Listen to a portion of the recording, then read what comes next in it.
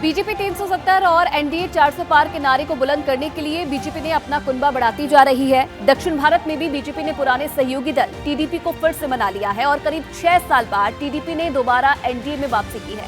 आंध्र प्रदेश में BJP, TDP और जनसेना ने मिलकर लोकसभा चुनाव लड़ने का फैसला किया है। दिल्ली में टीडीपी अध्यक्ष चंद्रबाबू नायडू और जनसेना अध्यक्ष पवन कल्याण की अमित शाह से मुलाकात के बाद तीनों पार्टियों के बीच सीट शेयरिंग पर समझौता हो गया। समझौते के मुताबिक राज्य की 25 लोकसभा सीटों में से टीडीपी 17 सीटों तो बीजेपी 6 और जनसेना 2 सीटों पर चुनाव लड़ेगी। अराकू, राजमुंद्री, नरसापुरम, तिरुपति, हिंदूपुर, राजमपेट सीटें बीजेपी के खाते में जा सकती है, तो अनक्कापल्ली, काकीनाडा और मछलीपट्टनम में से 2 सीटों पर जनसेना चुनाव लड़ेगी।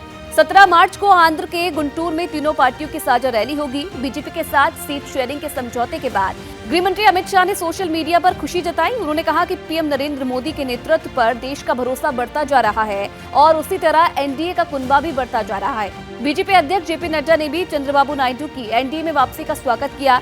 उन्होंने कहा कि एनडीए में टीडीपी की वापसी का फैसला स्वागत योग्य है। पीएम मोदी की अगुवाई में बीजेपी, टीडीपी और जनसेना देश और आंध्र में विकास जारी रखेगी।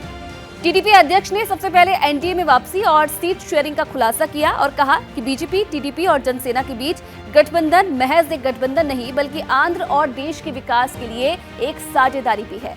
एनडीए में वापसी की बहुत खुशी है। तीनों पार्टियों में विधानसभा के लिए भी सीट शेयरिंग का फैसला हुआ है।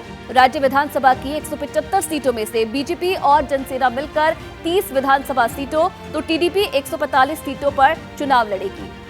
सभी लोग, राष्ट्रवादी लोग सारे होंगे उसके अंदर, उनको सबको दिख रहा है कि आज देश आगे बढ़ना है, देश के साथ चलना है, तो मोदी जी के साथ चलना होगा।